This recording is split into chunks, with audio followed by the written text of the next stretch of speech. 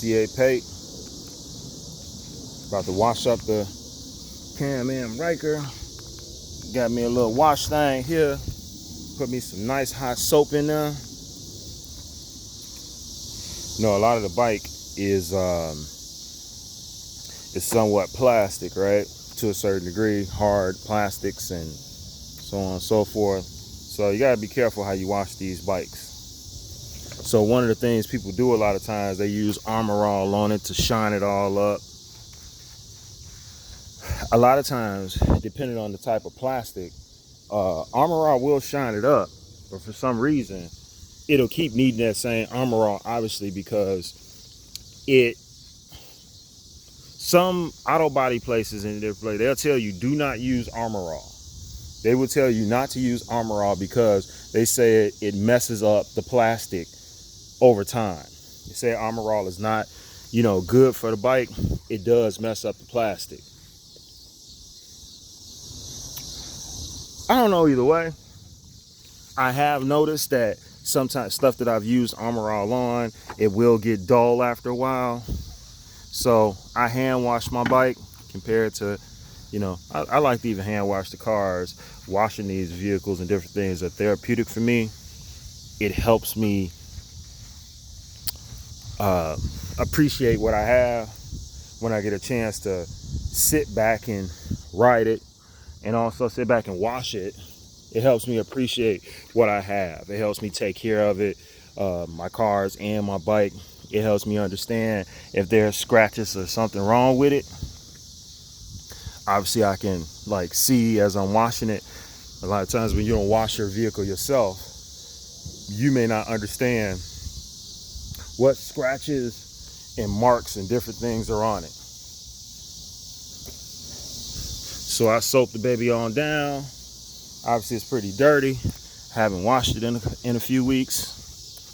It's been raining a lot here in Illinois and Chicago. So I soap it all down. I soap up everything, get it nice and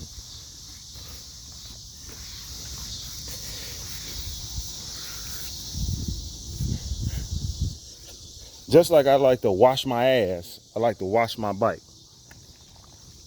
So some people that always got dirty bikes, I'd be like, man, maybe they barely wash their ass. I don't know.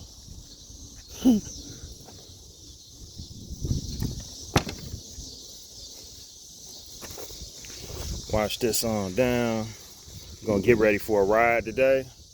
I'm gonna ride by myself for a bit. I got some commercial and properties that I saw that have a lot of open space in them to really do big things and be able to drive a little bit, do some spirited driving or riding, I should say. So I'm gonna ride by myself for a bit. Then I'm gonna link up with my bike group, the Chicago Ryker Riders, and we're gonna ride out, have a little fun today.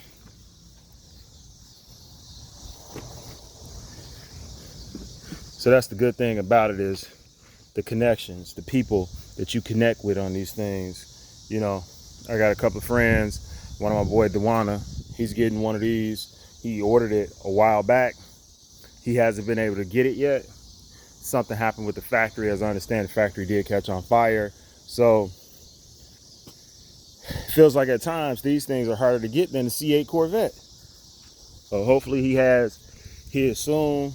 I took all my bags and gear off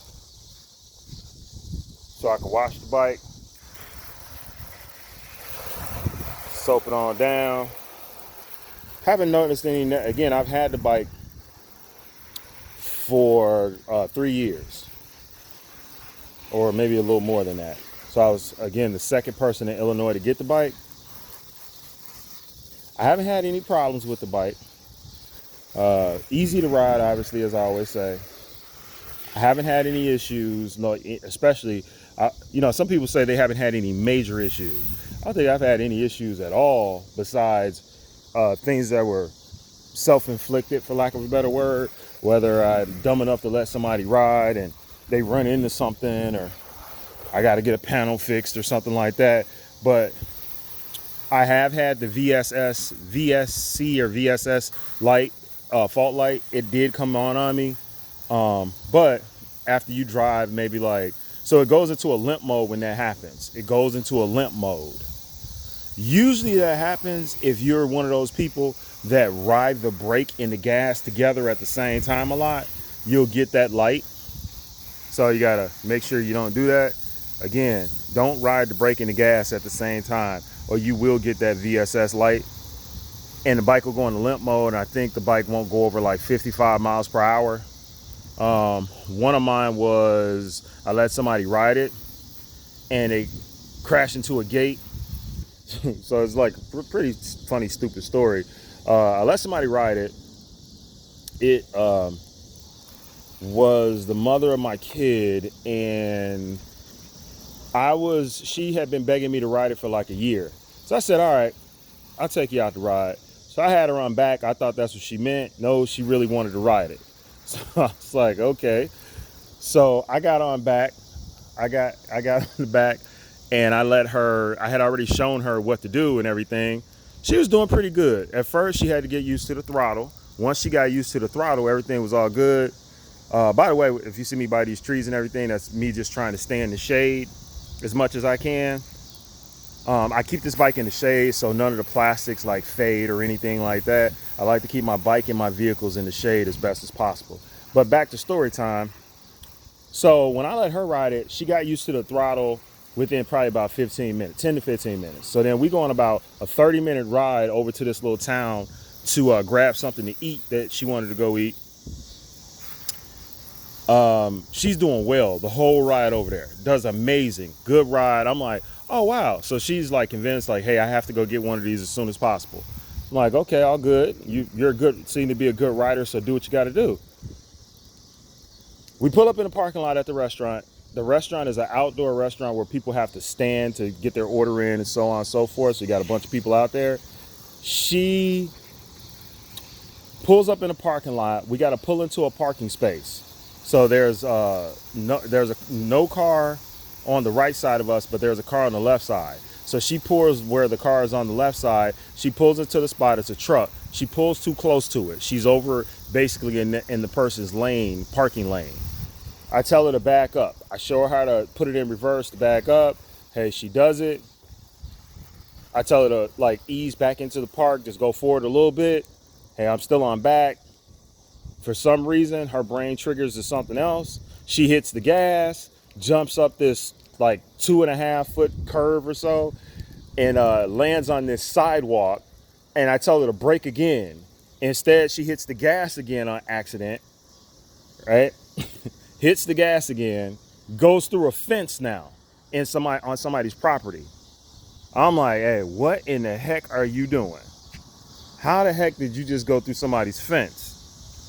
So then I say for a third time, brake, brake, brake. I'm yelling brake, and I've jumped off on the back of it. I cannot get to the brake myself. I'm on the back of it. I cannot reach the brake. Hey, she has to hit the brake. The brake is right here at the foot. If I'm on the back, my legs are not long enough to get down there and reach that brake. She has to hit that brake. She did not hit the brake. She hit the gas for a third time. I had already jumped off. She ran into the residence into the people's garage. She hit their garage, and that's what stopped the bike. So the damages were, I had a couple of cracked pieces up here. I didn't have this bumper at the time. And my helmet. She had on my helmet, and she hit her head on the garage, and it broke the helmet. So those were the damages, and the bike was left in limp mode. So when I got it to the shop, they had to, basically the bike was like shaking up. We were able to like kind of help put this person's fence back together. So when I went back to the front to try to knock on the door to let the people know what had happened, I realized that it was being sold. The home was being sold for like $500,000 or something. And so nobody was living there at the time. It was the little sign out in front telling you what realtor is selling the house. Pretty funny story, but not so funny. I was scared as hell. Man, I thought she had damn near killed herself with the way she hit that garage. And The fence was like a 7-foot fence, and it was like one of those hard plastic fences. So I'm glad it wasn't like a hard wood fence. So she really seriously would have cut herself all up, and possibly me too. So we were basically trying to piece the fence back together, even though parts of the fence were broken. The bike was in limp mode. That was the first time that I have ever heard of the bike going in limp mode. At that time that it happened, I had only owned the bike for about a year. So I say, hey, let's get out of here as quickly as we can. Let's get the hell out of here. We leave. She gets on back. What was crazy is she still wanted to ride. She still was like, hey, let me ride back to the house. I'm like, absolutely not. You just crashed. She's like, hey, haven't you ever heard that, if you fall off the horse, get right back on? I'm like, well, we won't be getting back on today, or no time this week, or no time in the future. So needless to say, no, I didn't let her ride anymore. And she, after that, was saying she was going to buy her own vehicle, her own bike, and she still hasn't done it, which is nor here nor there. Some people, you gotta have nerves to ride the bike, right? Some people that are those nervous Nellies, you probably shouldn't get this bike. And she gets excited too quick. I'm pretty much even killed all the time. The littlest thing can, possibly excite her. And I think one of the things that she works at the post office, so she was telling me about one of these things that's called a mule that they, go around in the post office or something.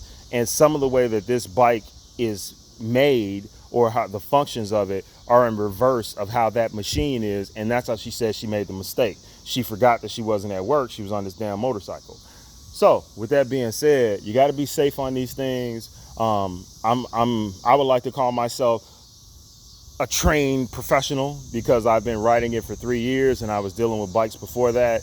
And I just understand and know I'm not going to be the crazy one in traffic that's weaving all through traffic and this and that.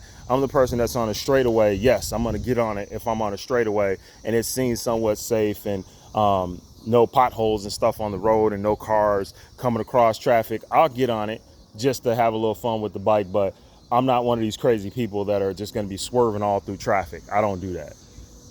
So, another episode of C8 Pate, covering the Ryker. I will be doing more C8 content soon.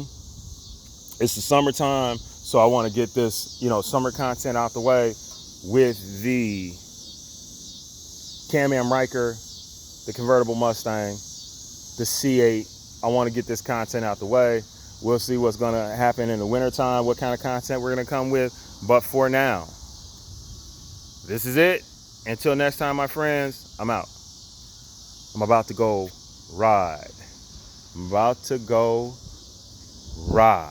Hopefully I get some of that riding video for you guys today. Thanks.